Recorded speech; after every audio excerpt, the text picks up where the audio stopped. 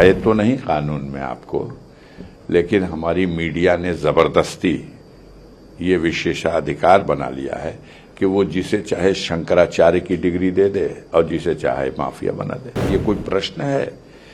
आप किसी को गाली बकिए तो कहिए कि आपको कौन सी तरह की गाली अच्छी लगती है। हमारे प्रधानमंत्री जी ऐसे ऐसे शब्दों का इस्तेमाल करने लगे कि अब क्या कहा जाए। ये लोग खुद ही गजल लिखते हैं और खुद ही घुंघरू बांध करके मुजरा करते हैं। वो पाप इनको चैन लेने नहीं दे रहा। ये कहना गलत था कि वो माफिया है, ये नैरेटिव गलत है कि वो माफिया है। जो असली माफिया है वो जरूर उससे डरते थे, कांपते थे, घबराते थे। मोदी जैसा विद्वान, उनके बाद सेकंड नाम अमित शाह, उनकी विद्वता, उनकी डिग्री, किस पे बात की जाए? स्मृति ईरानी, किस पे बात किया जाए? जय शाह पे बात किया जाए? किसकी योग्यता और किसकी डिग्री पे बात किया जाए? आप बताइए। ये देश की जनता खुद अवाक है। अपने दामन को पहले देखिए, फिर दूसरे पे सवाल उछालिए। ठीक है, जो सवाल का दूसरा हिस्सा था, आप पसंद करते हैं या जो आपके परिवार की पुरानी पहचान रही है उसे आप ज्यादा पसंद करते हैं? ये विशेषाधिकार है तो नहीं कानून में आपको, लेकिन हमारी मीडिया ने जबरदस्ती ये विशेषाधिकार बना लिया है कि वो जिसे चाहे शंकराचार्य की डिग्री दे दे और जिसे चाहे माफिया बना दे। आप क्या पसंद करते हैं? हमको क्या, आप पूछो किसको क्या पसंद हो सकता है। ये कोई प्रश्न है? आप किसी को गाली बकिए तो कहिए कि आपको कौन सी तरह की गाली अच्छी लगती है। मैं जो हूं, मुझे जो हमारे क्षेत्र की जनता समझती है और जानती है, उसको आपके प्रस्तुत करने से दूर दराज कहीं लोग हो सकता है गुमराह हो जाएं, लेकिन बाकी तो ऐसा नहीं है। तो दूर के लोग भी आपको जानते पहचानते हैं तो उनका हमारे चाहने से उल्टा होगा ना? कैसे हो सकता है? हमारी इच्छा और चाही हुई चीजें एक्सेप्ट कैसे हो सकती है? यहाँ की जनता कोई फैसला लेती है तो हमारे देश की मीडिया, जो गोदी मीडिया कही जाती है, वो कहती है कि तो बड़े जातवादी लोग हैं वहां के, ये तो जात जीत गई और विकास हार गया। कहाँ पूछने जाते हैं आप कि हमारे देश के संचार मंत्री श्री मनोज सिन्हा जी, आरोप लगा था कि 2G के नीलामी में कुछ घपला हुआ है। ए राजा भी जेल चले गए, कनीमोझी भी जेल चली गई। 4G में क्या हुआ और फिर पूरा BSNL का कबाड़ा कैसे हो गया? 4 लाख करोड़ रुपया व्यय हुआ था भारत सरकार का। ये दुनिया की सबसे बेस्ट तकनीकी और मशीनें, अंतरिक्ष में हमारे टावर और मिट्टी में मिला दिया। 4 लाख करोड़ रुपया। अब जो मंत्री है, हम उसके अगर मंत्री हों तो हमें उसका रिस्पांसिबल नहीं माना जाएगा। अजीब अंदाज है देखने और समझने का। अंदाज तो ये भी है कि जब गाजीपुर की बात होती है तो आपने सुना होगा, उन्होंने कहा था कि आजमगढ़ का नाम अगले 5 साल में हम बदल देंगे। बदल दिया। क्या छुपा रखा है? कुछ नहीं छुपा, कुछ बीजेपी हासिल करना चाहती है। देखिए, अहंकार है। और आजमगढ़ के लोगों ने योगी जी को उनके इस वक्तव्य के लिए पुरस्कार दिया। विधानसभा चुनाव में प्रदेश में उनकी सरकार बनी, लेकिन गाजीपुर और आजमगढ़ में जहां सबसे ज्यादा बुलडोजर चला था, 0 है आजमगढ़ में, 0 है गाजीपुर में। अहंकार है। तो अहंकार तो महाराजा कंस को भी था। कोई भी खिलाफ बोलेगा सर कलम करा देंगे, उसको जेल में डाल देंगे। महाराजा उग्रसेन जो उनके पिताश्री थे, उनको भी जेल में डाल दिया। तो ये लोग तो बस हमारे विरोध में है तो उसको मिटा दो। एक और मुद्दा जो इंडिया गठबंधन केंद्र से मोदी को हटाना है, लेकिन जो एक अलग आपके सेट किया कर दी इंडिया अलायंस के लोग। अब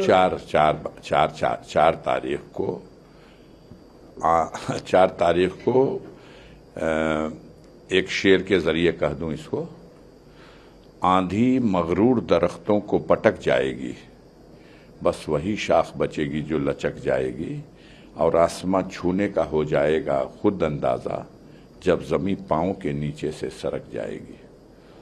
लल्लू सिंह जो सिटिंग एमपी हैं मौजूदा, अब फिर चुनाव भी लड़ रहे हैं, क्या उन्होंने ये नहीं कहा है कि जिस दिन 2/3 बहुमत हमें मिल जाएगी हम इस संविधान को हटा देंगे? क्या वो बीजेपी के लीडर नहीं है? अरे संविधान हटाने का मतलब कि हम अपना संविधान बनाएंगे। हम गुजरात में बैठेंगे और वहीं से नॉमिनेट कर देंगे बलिया का एमपी कौन, गाजीपुर का एमपी कौन। इसी को लेके जो नैरेटिव ओबीसी वर्ग का जो आरक्षण है जी छीनने के देना, मुसलमानों को दे दिया जाएगा, जबकि जो ओबीसी आरक्षण है वो जाति आधारित आरक्षण नहीं है, वो आर्थिक असमानता को लेकर दिया गया आरक्षण है। सारी मुस्लिम जाति भी कुछ आती है उसके दायरे। सारी विडंबना यही है कि ये लोग अपना फार्मूला अपने ढंग से बनाते हैं। पहले राउंड के रुख को देख के घबराहट में उन्होंने ये कहना शुरू कर दिया कि भाई जिसके पास 2 घर है, इंडिया गवर्नमेंट वालों की सरकार आएगी तो 1 घर ले लेंगे। उन्होंने आगे बढ़े तो ये कह दिया कि देखिए 2 भैंस भी जिसके पास है 1 भैंस भी ले लेंगे। फिर आगे बढ़े तो उन्होंने कहा इंडिया गवर्नमेंट वाले आएंगे तो ये मंगल सूत्र की रक्षा नहीं हो पाएगी। और आगे बढ़ते जा रहे हैं और वो इंडिया गठबंधन की सरकार बन रही है, ये भूत उनके सर पे चढ़ गया। बुखार में जब 104 डिग्री से ज्यादा बच्चों को बुखार होता है तो बच्चे बक करने लगते हैं, उनको पता ही नहीं कि वो क्या बोल रहे हैं। हमारे प्रधानमंत्री जी ऐसे ऐसे शब्दों का इस्तेमाल करने लगे कि अब क्या कहा जाए। ये लोग खुद ही गजल लिखते हैं और खुद ही घुंघरू बांध करके मुजरा करते हैं, खुद अपने ही तय कर देते हैं कि आपदा को अवसर बना लो, और आपदा को अवसर कोरोना महामारी के दौरान देश की जनता को मूर्ख बनाने के लिए कहते हैं इस तारीख को इतने बजे अपने अपने छत पे चढ़ करके और थाली बजाओ, ताली बजाओ। तो ये तो खुद ही अपनी सोच है, उसके लिए अपनी अंदर की जो घबराहट है, तो वो जो कुछ भी कहे। पूरे देश का नागरिक जो समझना नहीं चाहता वो अलग बात है, जो समझना चाहता है वो समझ चुका है कि ये लोग देश को संभाल नहीं सके, देश को गर्त में पहुंचा दिए। न इनके कंट्रोल में महंगाई है, न ये बेरोजगारी की समस्या का कोई समाधान कर सकते हैं, और जो लूट मची हुई है देश में, चोरी, बेईमानी, घुसखोरी, इतने बड़े पैमाने पे कमीशन खोरी कि अब उसकी वजह से तो जनता निराश हो चुकी है। कोई इन लोगों पे अब विश्वास रहा है नहीं, कुछ भी कह डाले। लोअर कोर्ट से जो आप हाई कोर्ट का रुख किए हुए हैं, क्या उम्मीद है आपको? क्योंकि जो खबर सबसे ज्यादा छपती है आपको लेकर, उसमें ये कंफ्यूजन रहता है कि कैंडिडेट आप हैं, आप जीतेंगे, या अंत में आप अपनी जो पुत्री है नुसरत अंसारी उनके लिए अपील करेंगे? मैं आपके माध्यम से अपील करूंगा कि साइकिल चुनाव चिन्ह है मेरा। गाजीपुर 75 लोकसभा सीट से मैं समाजवादी पार्टी का कैंडिडेट हूं।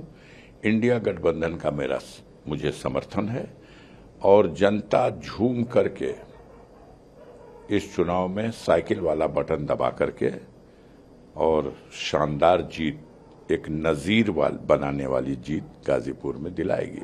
लोग कहते हैं आप बलिया सीट भी से आप सीमित मत करिए।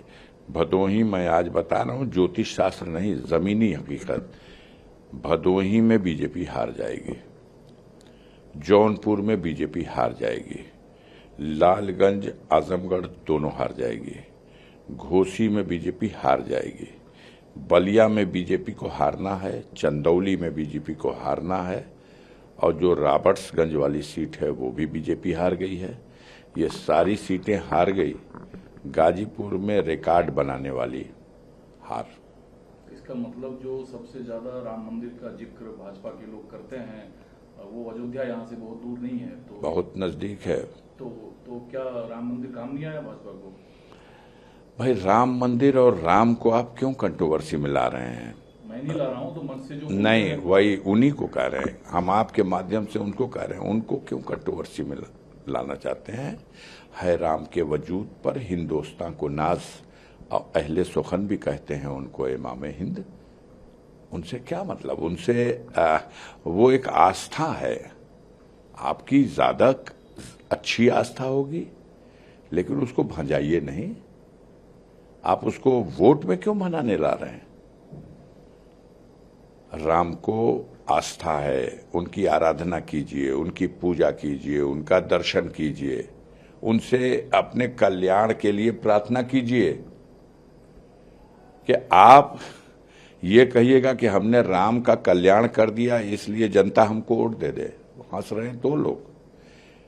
10 वोट भी इनको उस नाम पे तो नहीं मिलने वाला,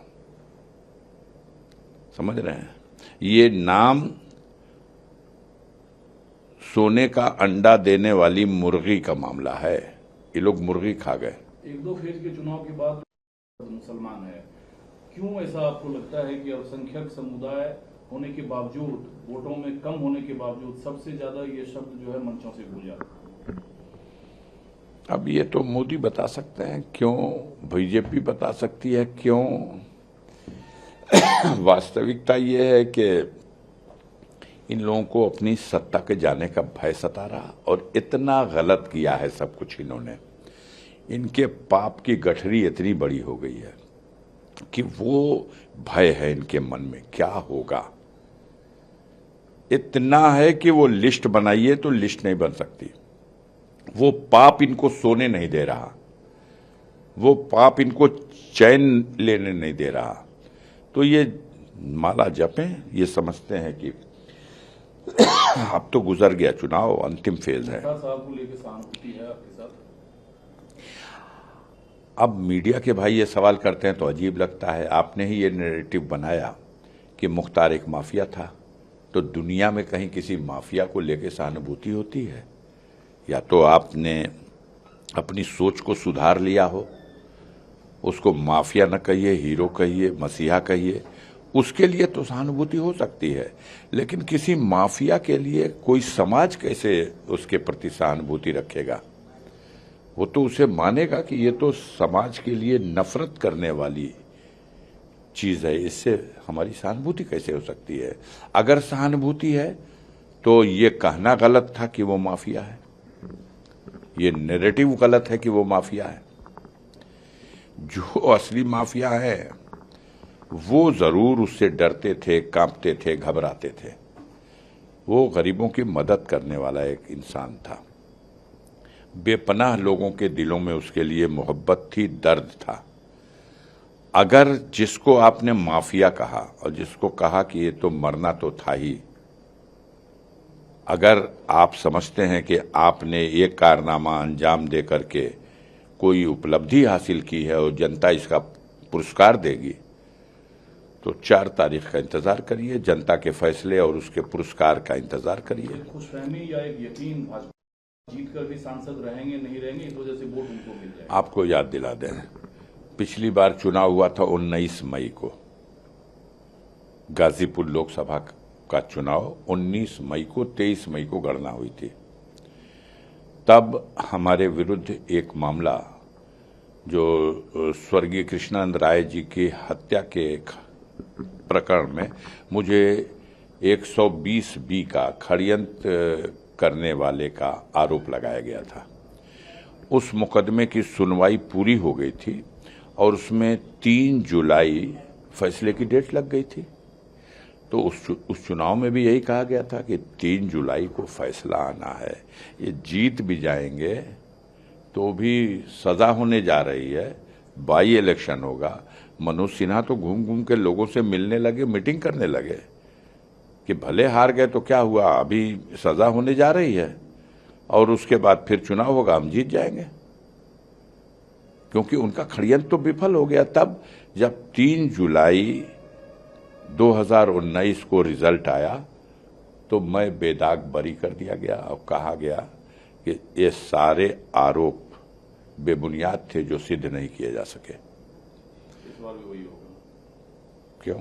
अभी तो भारत के हर न्यायप्रिय नागरिक की आखिरी उम्मीद कहीं जिंदा है तो लोकतंत्र के उस महान स्तंभ जिसे स्वतंत्र न्यायपालिका कहा गया है वहीं जिंदा है।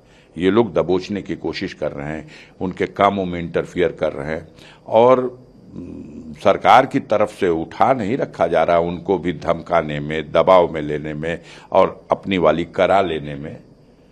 लेकिन अगर कोई चिराग जल रहा है तो अभी वही चिराग जल रहा है, वो बुझ जाएगा।